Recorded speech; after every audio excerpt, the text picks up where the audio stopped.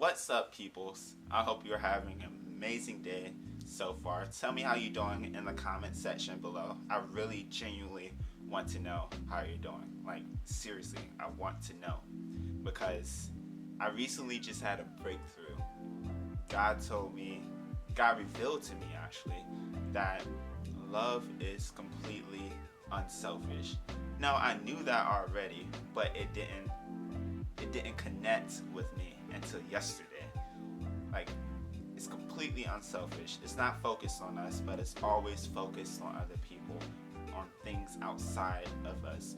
So, as being unselfish, I'm making this video for you, and I'm also want to know how you're doing and build a relationship with you and build you up towards Christ. And if I can't do that for you, then I just want to build you up as a human being and help you to live the best life as possible. But my goal is to build you up in Jesus so that you live a life according to Him and that you will love Him. So, yeah. But on the other hand, I'm not doing that great right now because I just recorded this video actually. I just recorded it. And it took me about 20 minutes or 30 minutes. I don't know how long I was talking, but it didn't actually record. So I was speaking and it didn't record. Pretty bummed about that because I actually thought I did really good. But maybe this is for your benefit. I probably won't talk as long this time. So maybe that was the hint. But I'm gonna jump right into it. This video is about tolerance. I hear this word thrown out a lot, and it made me really curious about what the word tolerant actually meant and how it impacted our lives. So I did some research, and I learned some things, and hopefully I can share that with you, and you'll learn about it as well.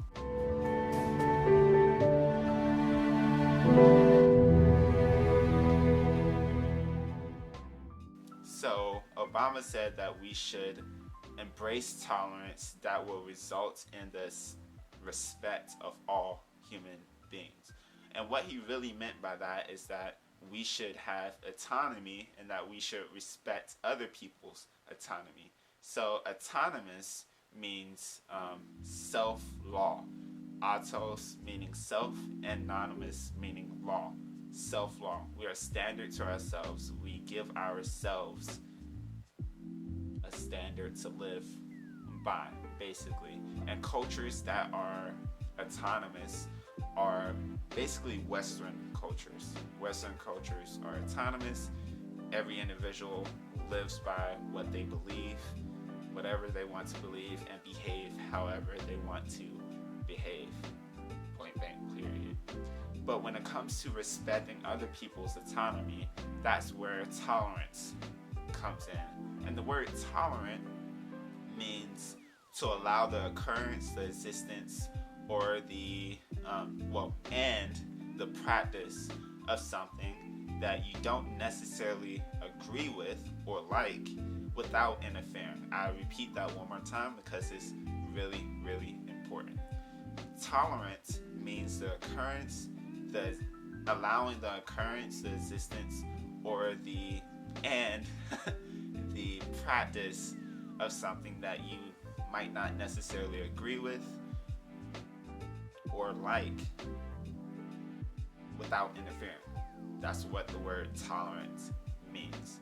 So an example of tolerance is, let's just use Chick-fil-A because I work there, and the Popeyes chicken sandwich that was trending a few months ago.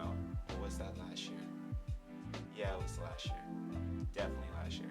Anyway, so if a person says that the Chick-fil-A sandwich is better than a Popeyes sandwich, if the person on the Popeyes side that says that Popeyes is better than Chick-fil-A is tolerant towards the Chick-fil-A person, they will simply say, okay, you believe that the Chick-fil-A sandwich is better than the Popeyes sandwich? Okay, I'll leave it as that. The Popeyes person won't try to interfere with that other person's beliefs. They won't try to convince them.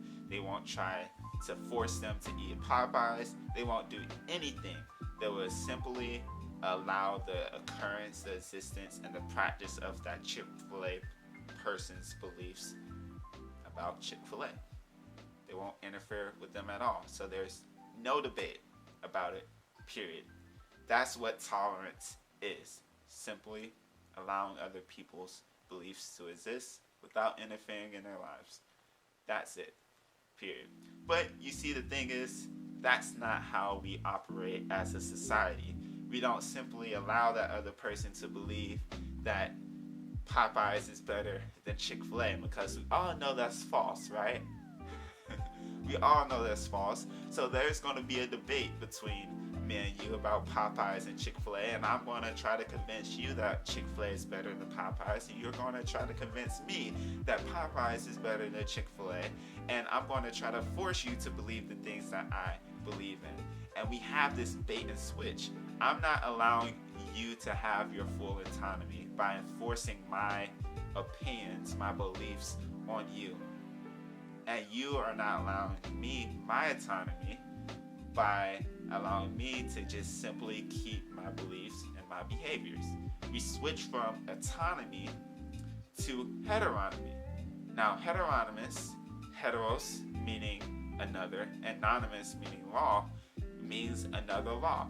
It's a different law. And cultures that have a heteronymous culture are, Iran and China, where the very small group of people dictate the lives of other people. They dictate the beliefs, they dictate the lifestyle, the politics, everything, the whole lifestyle. That's how it is in a heteronymous culture. They enforce laws on other people. And that's what we do. We have this bait and switch. We give the illusion of autonomy, like, oh, you can believe whatever you want to believe, but as soon as we disagree with something, we switch to heteronomy and try to force our beliefs on other people. That's what happens. We have this bait and switch all the time. And that's the reality of it. It just is. But if we were completely tolerant, absolutely tolerant, we'll just allow that other person to believe whatever they want to believe without interfering with it. But, we're hypocrites. Everyone's a hypocrite. So, that's not it at all. The devil wants us to be absolutely tolerant. How can I leave that out? This video is under this series, The Lies the Devil Tells You. So, the devil wants us to be absolutely tolerant. Why? Why does he want us to be absolutely tolerant? Because it allows evil to roam free without any constraints. That's why he wants us to have absolute tolerance. He wants the murderer to go out and murder without any resistance. He wants the rapist to go out and rape without any resistance. Period. I need some water. Hold on, I'll be right back.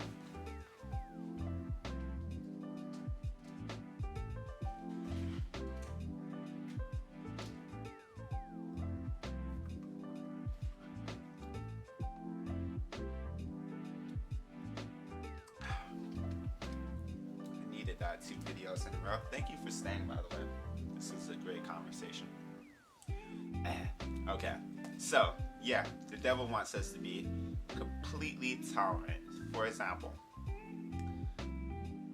if a person believes that they should be naked in the shower, we're tolerant towards that. They could believe and they could do.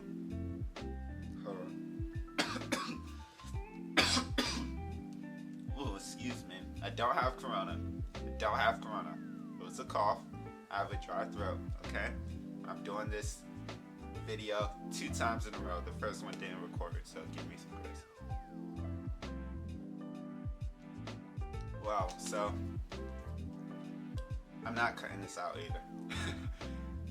If a person believes that they should be naked in the shower, and if we're being completely tolerant towards that person, we will allow the practice of being naked in the shower, we'll allow the occurrence of it, and we'll allow the existence of them wanting to be naked in in the shower and we won't interfere with it, because that's what tolerance means. If the same person also believes that they should be naked in front of children, then in the name of complete tolerance, we allow that person to practice being naked in front of children, and will allow the occurrence of it and the existence of them wanting to be naked in front of children without interfering. That's complete tolerance, and that's exactly what the devil wants. And even though that was an extreme example, I'm pretty sure there's at least one person out there that believes they want to be naked in front of children, and most people would disagree with that. That's where we switch from autonomy to heteronomy, and we try to get that person to believe the things that the majority of people believe, that being naked in front of children is not okay. But the devil, of course, doesn't want that. But a real life example of this is during World War II with the Nazis and the Jews. There was this church in Germany, and every Sunday they would go to church. People would go to this church, and this church was right next to a railroad track. And during the service, this train will always come, and it's loud, of course. So the people in the church, they would try to sing over the train, and they would get louder and louder and louder and try to drown out the noise of the train. Sounds reasonable, right? But they weren't trying to drown out the train, the noise of the train, for the reasons you may think. They weren't trying to drown out the noise of the train. They were trying to drown out the noise of the Jews on the train, because the Jews on the train were screaming, they were crying, they were begging to get off that train.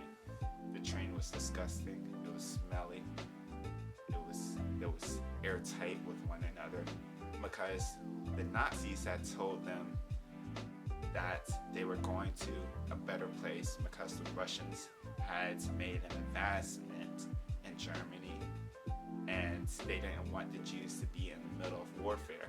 So they said, hey, pack up your things really fastly. We'll get on this train and we're going to go to a better place. In reality, that's not what happened. The Nazis lied to the Jews and told them that they were going to a better place. In reality, they were going to a concentration camp or a death camp to be destroyed, eradicated.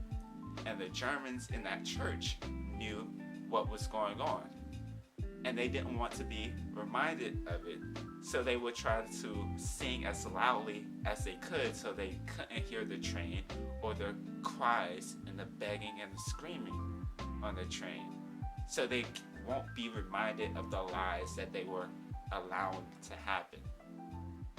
They were being tolerant of the lie that the Nazis told the Jews.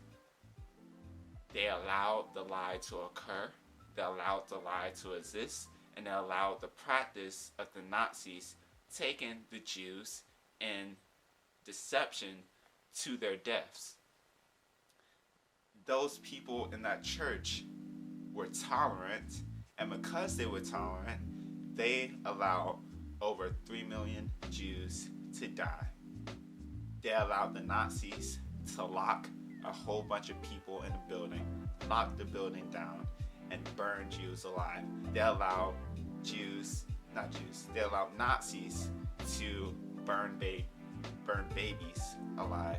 They allowed Nazis to lock hundreds of people in a room and gas them to death. They allowed Nazis to starve many Jews and make them resort to cannibalism just so that they can survive. They allowed Nazis to eradicate millions of Jews because they were tolerant, and they allowed the lie to happen. How loudly are we singing? How loudly are we trying to sing so that we could drown out the lies that we're allowing other people to live out? Right? You see, the lies that the devil tells us are really, really small, and we don't really think about it at all. I did a video, I think, on oppression. If I did, it's coming soon. But will allow a person to believe it's okay to worry, it's okay to feel alone. It's normal. It's normal. And if we tolerate that, that person is going to feel depressed and they may commit suicide. We sit back and will allow people to think that they can have sex with whoever they want to have sex with, knowing that that's going to lead to pain and suffering.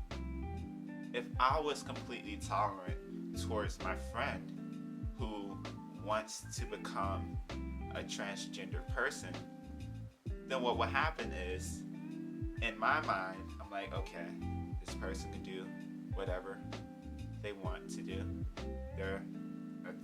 It's their autonomy. I'm going to sit back. I'm not going to share the truth with them. I'm just going to allow them to do whatever. I'm not going to interfere, period. If I don't interfere, and if I tolerate that, then my friend, who I love dearly, would then go become a transgender person. And then now they have a higher risk of suicide than the actual population rate of America, which is around 5% of people that commit suicide, I think. You can fact check me on that. But when in the transgender population, that rate skyrockets to around 30% or so. I'm allowing that person, my friend, if I tolerate it, to then live a terrible life. And that's exactly what Jesus does not want us to do. Jesus doesn't command us to tolerate, but he commands us to love. And love does not tolerate evil. Love does not tolerate evil at all.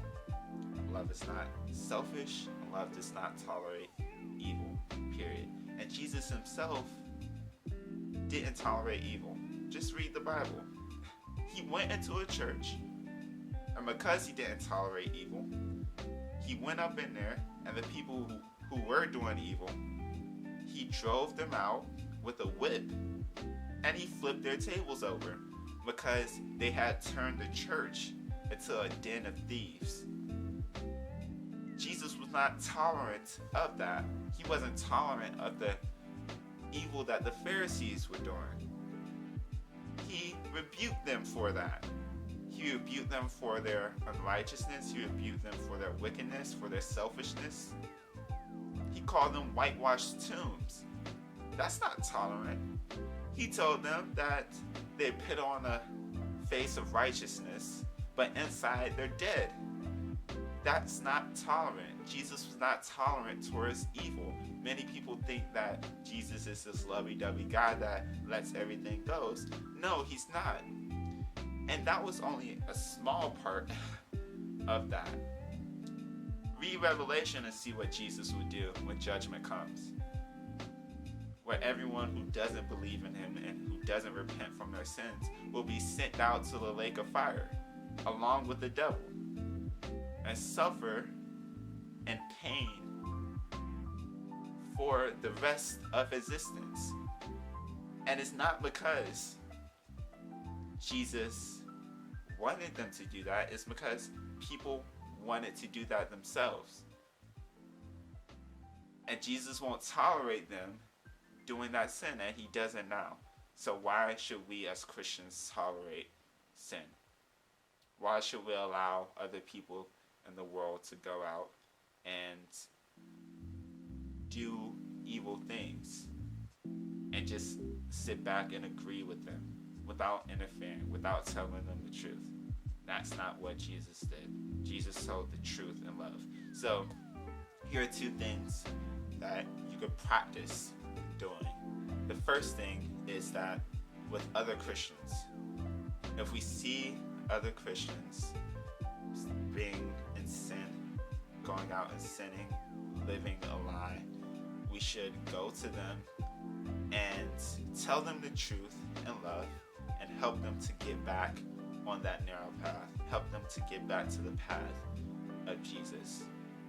We get them back to the path of Jesus, whatever it takes. Because in love, we as Christians do not tolerate sin, especially from other Christians. but we correct them in love so that they can come back to the path of life. So that's the first thing. The second thing is from Christian to non-believer. So if we have a friend that's a non-believer, Jesus commands us to love. And once again, love does not tolerate evil. Love does not tolerate sin. So what we should do with that friend is to simply disagree with them and share with them the truth in love. For instance, if I have a friend that wants to go out and drink, party, get drunk, and have sex with people, I simply tell them that I believe that getting drunk and having sex outside of marriage is sinful, and Jesus does not want me to do that, and anyone who sins and doesn't come to God, repent from their sins, and believe in Jesus, they go to hell. So I don't want to go out with you and party. Should we stop them from going out? We would like to, but 1 Corinthians chapter 5, I believe, 4 or 5, Paul tells people in Corinth, he gives them some advice on what they should do with outside people. And he basically says that God judges them. So God would judge the actions of the unbelievers, and that's not up to us what they do with their lives. Period. So we tell them the truth in love, and we let them live their lives because that's what they want to do. They don't desire to follow God, so we shouldn't force them to do something that they don't want to do. So if you like this video, give it a thumbs up, and please tell me how you're doing in the comment section below. And once again, if there's anything I can pray for, let me know, and I'm about to say it. You already know it's about to come. If you haven't already, please subscribe.